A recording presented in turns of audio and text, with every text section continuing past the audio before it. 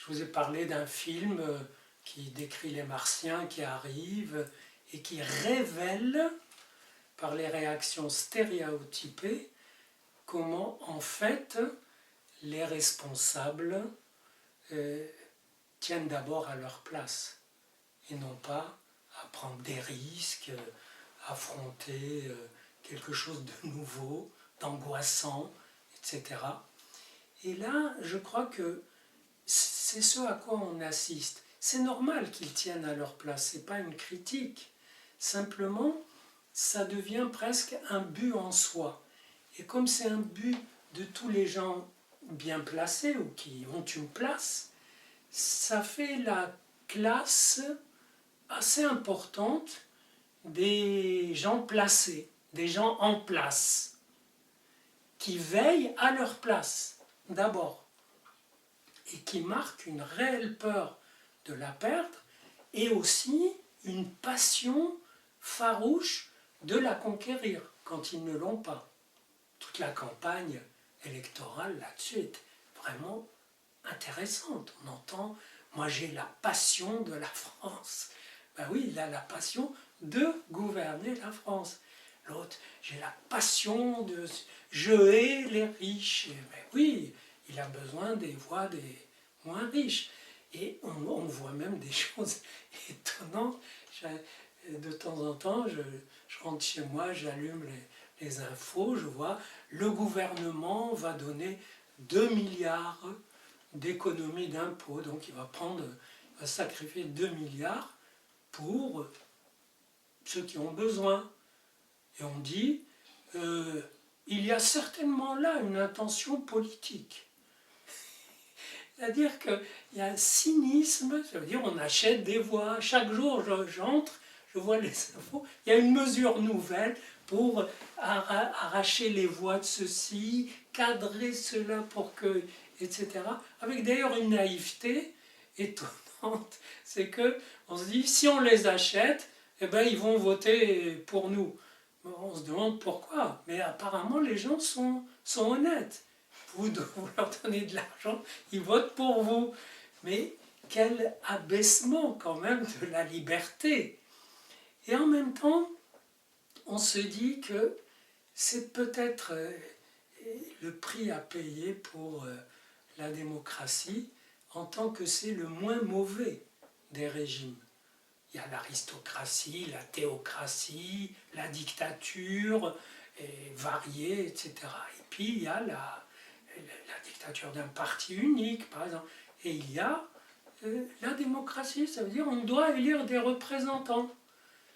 Avec ce truc qui reste en travers de la gorge à tous les électeurs, c'est que à une élection présidentielle, par exemple, régulière, que ce soit aux États-Unis aussi, régulièrement, celui qui passe, c'est traduit le fait que presque une moitié n'en veut pas. Et peut-être même un bon tiers, si ce n'est pas plus, de ceux qui en veulent, ils ont voté pour lui parce qu'ils ne veulent surtout pas de l'autre. Mais ils ne veulent pas de lui. Autrement dit, ça fait qu'avec très peu, qui aurait pensé que Hollande passerait et gouvernerait la France pendant 4 ans. C'est prodigieux. Et bien, par le jeu, les calculs électoraux, il y a ça. Regardez, aux États-Unis, les gens ne veulent pas de Clinton, mais ils ne veulent pas de Trump non plus. C'est constamment comme ça. Moi, je suis entouré de gens qui disent, mais pour qui voter? Et pourtant, au dernier moment, en désespoir de cause, et en disant, bon, allez, on va se rassembler sur celui-là, et puisqu'on vote pour lui, ça va un peu le rehausser, ça va hausser son niveau.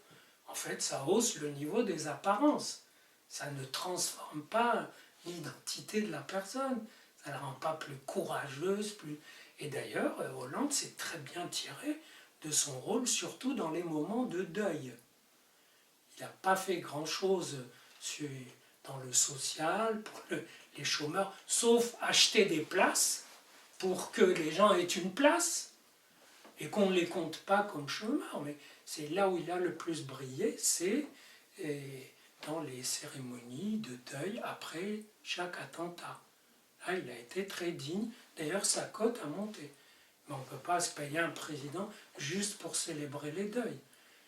Donc, il y a quelque chose qui indique que finalement, la classe politique, c'est une classe professionnelle qui rassemble des gens qui sont passionnés par le métier d'occuper des places de responsabilité, c'est-à-dire de pouvoir, et d'avoir des avantages, des privilèges, et qu'ils soient d'extrême droite, d'extrême gauche, du centre, je parle en général, vu de loin.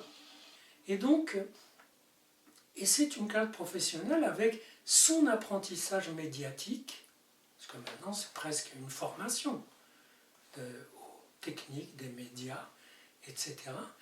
Et on s'aperçoit, si on pense à Balzac par exemple, qui lui parlait du monde de l'argent, voyez, puis du monde de la royauté, etc. Mais ça a changé par rapport au XIXe siècle et même par rapport au début du XXe. Ça veut dire que la classe politique a un mode de vie qui cherche à être comparable à la classe des grands entrepreneurs, des responsables économiques, des décideurs, etc. Des aristocrates de la finance ou de l'économie. Voyez. Donc, si vous êtes jeune, eh bien, vous pouvez très bien, si vous rêvez d'un avenir, alors vous aurez la grande vie dans le monde des grands traders, des grands banquiers, des décideurs, mais vous aurez aussi, quand vous vivrez dans des palais, dans des conditions super luxe, avec chauffeur, etc., si vous faites correctement de la politique, c'est-à-dire en chantant tous les refrains qui rapportent.